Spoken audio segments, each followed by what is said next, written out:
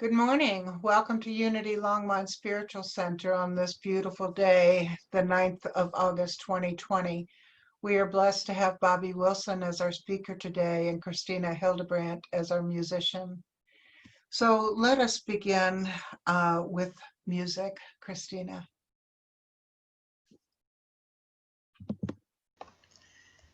I've chosen to start with a Swedish lullaby. Uh, it's like a lot of lullabies, it has kind of nonsensy words, and of course you wouldn't know because they will be in Swedish anyway. However, when I look at these words, I like to think in metaphor. So I see the three men who are wandering on the road, and I think of humanity. I read about, let's see, what was I going to do? Oh, the three winds that blow on the waters, and it talks about the three different waters, the big ocean, the little Skagerrak, which must be a river in Sweden, and way up in Bottniska harbor. And I think about the winds of change that are blowing on us right now. And then the last verse that I'll sing is about three good things. The first is Father God or, or Mother God. The second is Jesus. And the third is the Virgin Mary. And so I thought, despite the things that happen in our lives and the winds that are blowing us, it's good to remember the good things.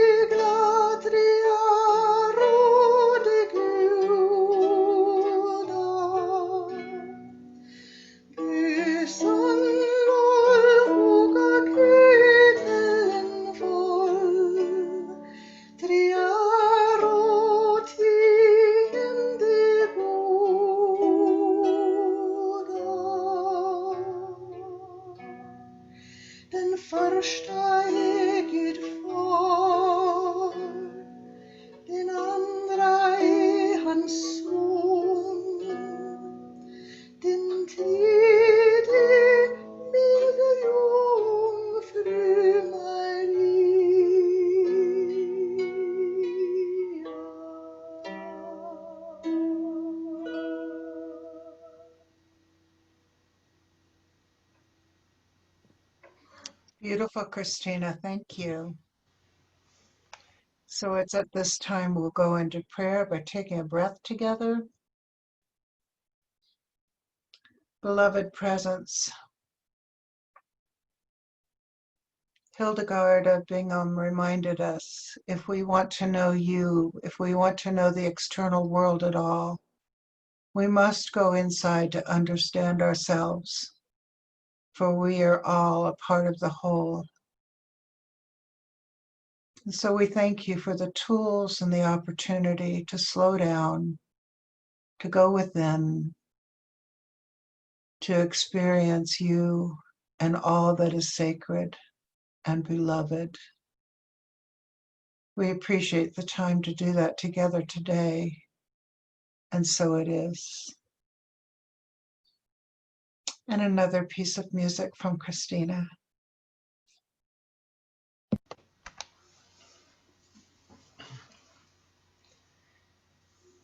This is called Oruko Anseo, and I'm probably not pronouncing it right because it's Irish. You know how those Irish people are with their language.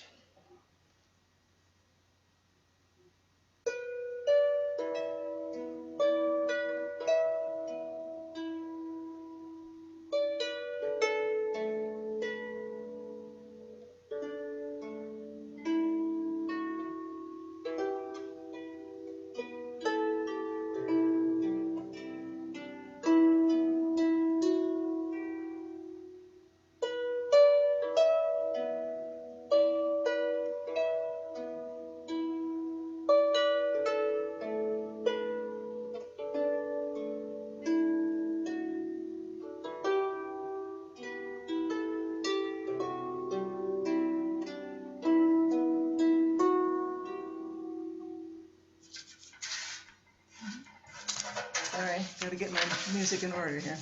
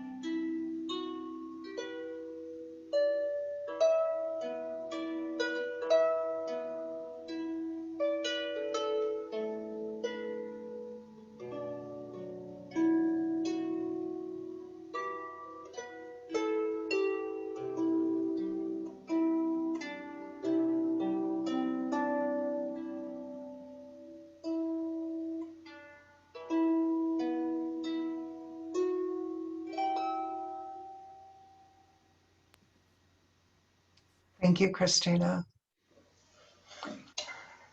And today, Bobbie will share her gifts with us in leading meditation and providing us with an inspiring talk. Thank you, Dava. Thank you, Christina. The music, of course, as always, is perfect. So let's just close our eyes for a moment. And let's just notice little thoughts flitting around, like little birds. And the little thoughts are coming up to you and they're sitting on the fence and they're going, pay attention to me. Pay attention over here. I want to take you somewhere. But we're going to say, thank you, but no. My attention's going to go before you were here. My attention's going to go deep into that space before thought. So let yourself fall back into that space. And you may still notice this little bird thoughts flying around. But that's okay, let them be. We're going to go into that quiet space, that place of just pure awareness, where our noticing is heightened, our senses are heightened, our consciousness is heightened because we are conscious of something that we're normally not conscious of, and that is awareness. Awareness lightens up everything we see, everything we perceive, everything we sense. So let's just rest in that quiet space before thought for a moment.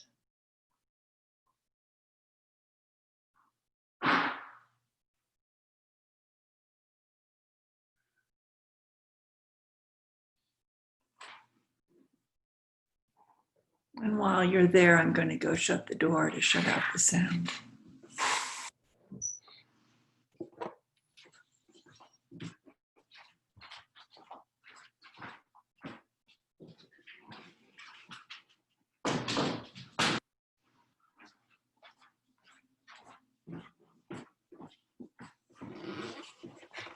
Okay, now bring your awareness to the forefront as you gently open your eyes and make note of your surroundings, but remain in that empty space that doesn't have anything demanding your attention for as long as you can. And if something does take you away, that's okay too. Simply come back to this quiet, peaceful, loving place of awareness. And so now open your eyes very gradually as you will, and come back. So today my talk is going to be titled, and I'm going to pull it up here. It's titled Back to Square One. And that was what came to me in my meditation yesterday. And I thought, interesting. I wonder what that's about. So a lot of things came up as I was pondering that talk. And one of the things that was foremost in my mind was a book I just read. It's called Out of the Silence, and it's by Eduardo Strauch. And it's a true account of a plane crash in the Andes in the early 70s. Now, I don't remember this, but some of you might.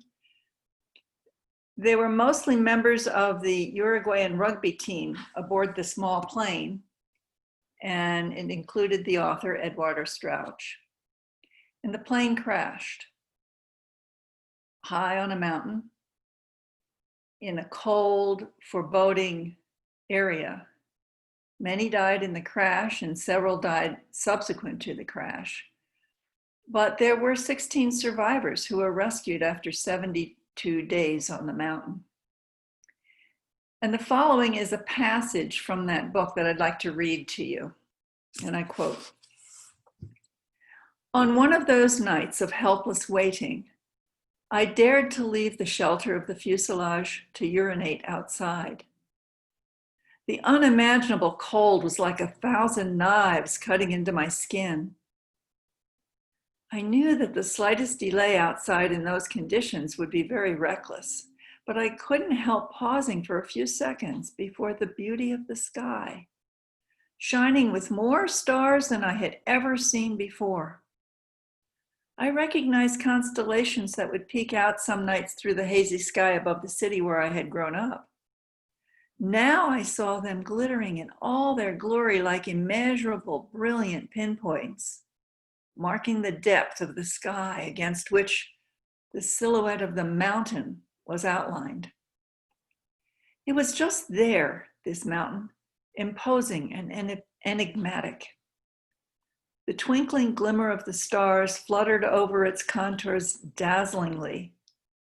And yet it was the mountain with all the serenity of permanence that captured my gaze. I watched it from my human smallness. I was no more than a fleeting, insignificant being before its thousands of millennia, so tiny in the face of its majestic presence. Even more, I was a man weakened by thirst, hunger, and fatigue, tortured by uncertainty and fear. But even so, I felt a strange sense of harmony, as if that tremendous mass of rock were connected to me, reflected in me, as if through my consciousness of it, the mountain might develop its own. End of quote. So here we are today in the midst of a pandemic, and no one really knows how or when or if it will resolve itself. We have less and less certainty about things that we've taken for granted all our lives. When can I see my relatives? Can I find work? Will there be enough food, energy, and housing for me and everyone as jobs and businesses disappear? And our mind hurries to fill the uncertainty with scenarios of its own. Some are reassuring and hopeful, and some are frightening and tragic. And so we swirl with the vagaries of our mind as they go from the hopeful to the tragic, and our emotions swirl as well. And meanwhile, life goes on, and we find ourselves moving with it, whether or not we are aware of it. So it is this awareness of life and our place in it that I want to talk about today, because like Eduardo Strauch, can we recognize the mountain of life and the gift of the twinkling stars of being, even in the midst of the fear and anxiety that these times bring us? Now, our situation is not as immediately intense and as precarious as Strauch's was all those years ago on the mountain. But our sense of control similarly has slipped. We don't really have and never have any control of events in the future, but we believed we did. We believed that if we went to the grocery store, the shelves would be full. We believed that we could go outside and go get something to eat in a restaurant at any time, meet with people that we love anytime, travel where we want anytime. And here we are. If you look on the web, you'll find out that there are very few places that Americans can travel to this right now. A few places in the Caribbean, the Ukraine, I think, and maybe one other place. This is unprecedented. But it's also this lack of control, as unsettling as it is, that I propose is very good. Because when we have everything well in hand, when we think we know how to proceed to guarantee our safety and comfort through life, we need to be shaken up. Because we don't and we never did. We are but products of creation, of life itself, however you want to frame that. We are creations of God, the creations of life, we're products of the universe, we are stardust. We can try to say we're separate and independent from our creation and our creator. And we can try to forge ahead based only on our assumptions of how things should and will be. But do we really know? And should things work out the way we think they should? And can we even separate ourselves from the forces of life simply by acting as if we are separate? I don't think so. So I call this talk back to square one, because that is where we are today. We're having to go back to the premise, the source of being, to reconnect to the lasting peace that surrender to and merging with life brings. Let me say that again. The reconnecting to the lasting peace that surrender to and merging with life brings. Square one, for purposes of this talk, is the place where we can let go of our thoughts, our ideas, our shoulds, our plans, letting go of everything for a moment or several moments, and listen. We become empty vessels to be given our guidance for the next bit of action we are to take. And I emphasize bit of action because guidance might not look like what we think it should look like. It might not seem to relate to what we are planning or where we think we are going. Guidance is whole and complete in each bit. Each little message is in and of itself a whole and complete call to action.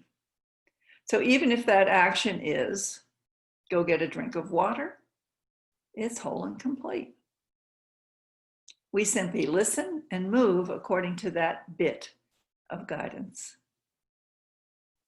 We don't have to know, and we typically aren't given the whole plan.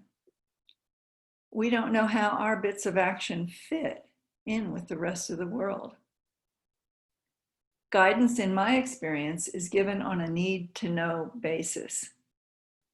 But what typically happens with me, and maybe it happens with you as well, is when I hear something, I think I know where it's going. If I'm given the guidance to give a talk, say, for unity, I think I know what I'm going to say and where it's going to go. But mostly I don't. Mostly I just get that little bit, and then it comes bit by bit without any of my knowledge of how it's going to unfold. So as I thought about this and wrote it yesterday, I noticed how the guidance for this talk was coming through. And it was coming through bit by bit, paragraph by paragraph, sentence by sentence. So how do we know we have been given guidance from Source as opposed to from our own minds? One way that we know that we have truly given our attention and our time to listening, and as a result, there's a profound peace within. And that peace may bring with it a sureness of our next move, even if it seems illogical or confounding to our minds. And certainly in these times, many things seem illogical and confounding. So I was called to relate an example that my sister gave me yesterday. My sister's due to be here Friday. They're moving from California to Pennsylvania. And after 2 years of consideration and praying and listening to God, they were guided to sell their home in California and move east to be closer to their kids and grandkids. Now, the timing seemed odd because here it is, the middle of a pandemic. Who's going to want to buy a house? Who's going to want to move? Who's going to even want to go out in the world and travel? But they were guided to do it. And so everything started moving along just like clockwork. The house was under contract for more than the asking price in under 3 days on the market. The buyers had no financial problems.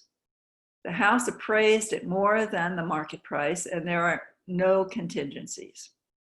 So the closing is imminent. So Sue and her husband Al packed up, arranged for the mover to pick up their belongings this coming Friday, made the airline reservations, and they will be here for a quick visit on Friday before heading to Pennsylvania. And so we look back at the flow and the logic of this process and we go, aha, it's God's plan. It was meant to be. Look how smoothly everything's going. Except yesterday morning, the buyers of their house found out that the woman that was buying their house, the buyer's house, lost her job and her financing. So the closing is probably not going to happen. What? But this was God's plan, right? We're supposed to close. I can see it. Look, it's pointing this way. We're going to take it. But no, it's not there. The logical outcome isn't there because life isn't logical. Life is not linear. God has its own way. So what they did is they went back to square one, and square one was prayer and listening. And the guidance they got was to take the next step, to keep going with the original plan, even though the house is now not sold. So they will fly out in 4 days on Friday. Their house will be empty and on the market. And this isn't like my sister and her husband. They're not risk takers. They're very cautious. But they listened and they trusted what they're guided to do. And in her words, she said, in a text, she said, Bobbie, it's crazy to say, but Al and I have perfect peace about it all. And that's how you know, isn't it? It's the perfect peace. You move in some way that seems illogical and it can't be the way God wants it to go, but you know what? There it is. It's the guidance, and so you take it step by step. So we go to square one, and that's what Sue and Al did when they prayed and listened. And they let go of their thoughts and ideas about what should happen. They let their thoughts be there, but they didn't attach to them, became an empty vessel, listened with their full attention, and with the willingness to hear and act according to guidance. The two most precious human commodities we have are our time and our attention. Think about that.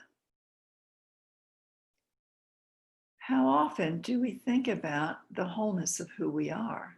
How often do we give our spiritual self the attention that we give our human self?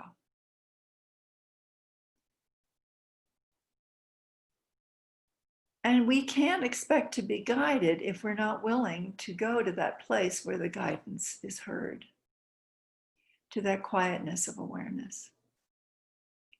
So I thought today I would share some practices that I do, very small things that we can do during the day, on the fly, in the morning, first thing. And let me just share them with you. And then we can open it up for some discussion if we have time. So number one, give your attention and time to sitting still and focusing on the sense of what lies before thought and ideas. Sense that isness of what lies before thought and ideas in your body. Abide in the sense of awareness and feel the presence of it. And move that awareness into the heart and feel the presence through the sensing, perceiving mechanism of the heart. And then rest for a few moments and abide in that heartfelt awareness. And then notice, is there a release of tension and worry? Are there the expansion of feelings of wholeness and the extension of love to all beings? Possibly that could happen with that practice. Here's another practice. Imagine, this is a thought experiment, imagine that all physical matter is composed of the same energetic stuff. Look at something living or something inert, and from your heart again, sense the sameness between your body and the thing you are looking at. I think for me, this works best with flowers and trees because you can feel the presence and the enlivenment aliveness through those plants. Or it works with pets as well.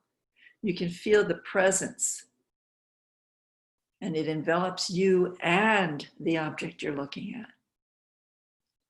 And you let it expand to all of life. It's easier for me to do this practice with something that is not another human being, because my mind doesn't get in the way and want validation from that other human being. But if I do it with my pet or with plants and trees, then I can notice that presence that envelops the living things in the world. Another practice. During your day, pause momentarily and give some attention to something. It could be anything.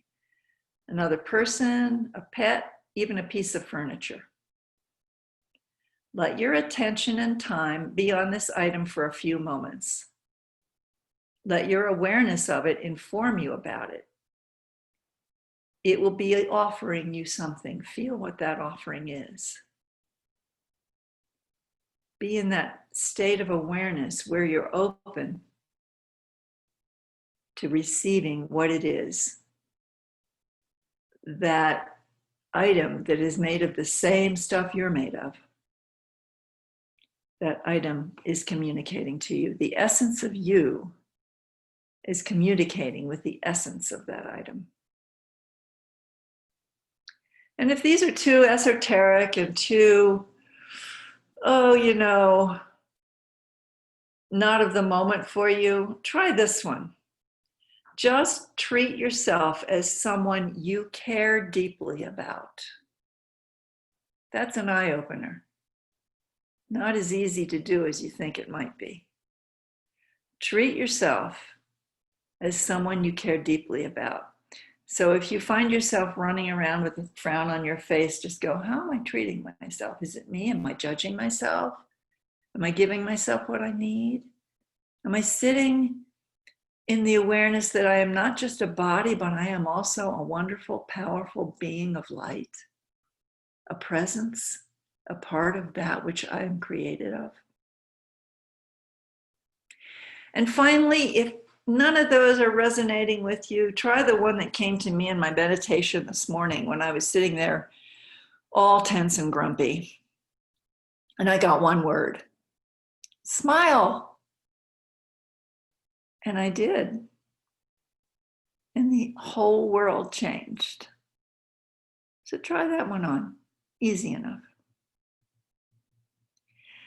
All of these practices, and there are many others that you can try, but they cause us to take a different seat, to take a different view, to step out of our absorption with our body, with our little self, with our mind, and sit in the place where we always are, in our wisdom, and in that place of wholeness and awareness where everything originates.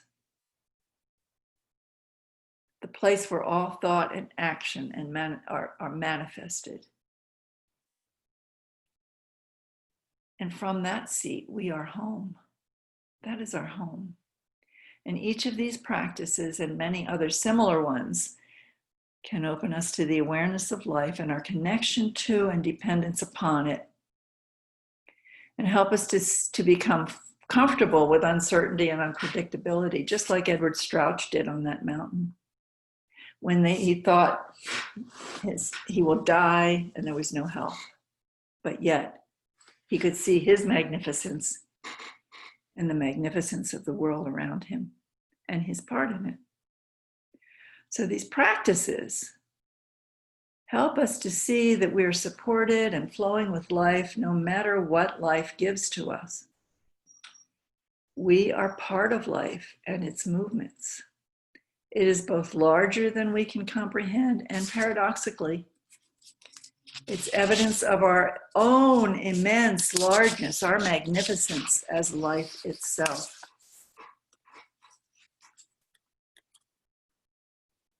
And so, go back to square one. Take a different seat. Sit down. in this world of uncertainty, fear, panic, take a different seat. Sit down and enjoy the ride. And so it is. Thank you, Bobbie, so much for that wonderful talk. We will move on to a piece of music from Christina. Bobbie made me so relaxed. I just want to sit here and kind of feel my infinitude.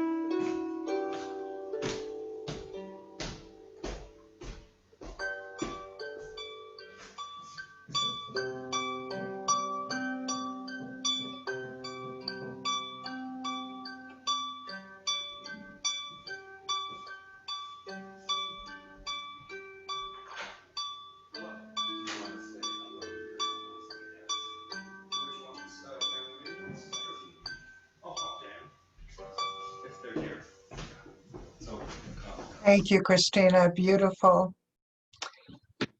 And so at this time, we will go into our donation of light and love by taking a breath together and placing our hands on our heart and allow that which exists all in the world and in ourselves, that of light and love, to expand from us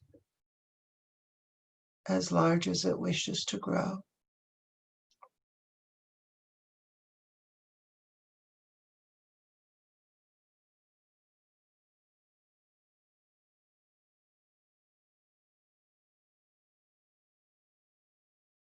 And notice how you feel as you give this so freely.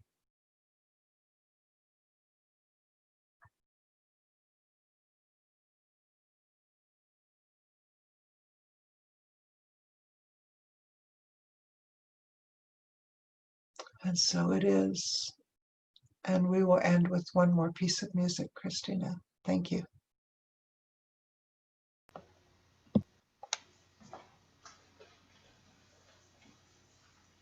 Give me a moment to switch keys.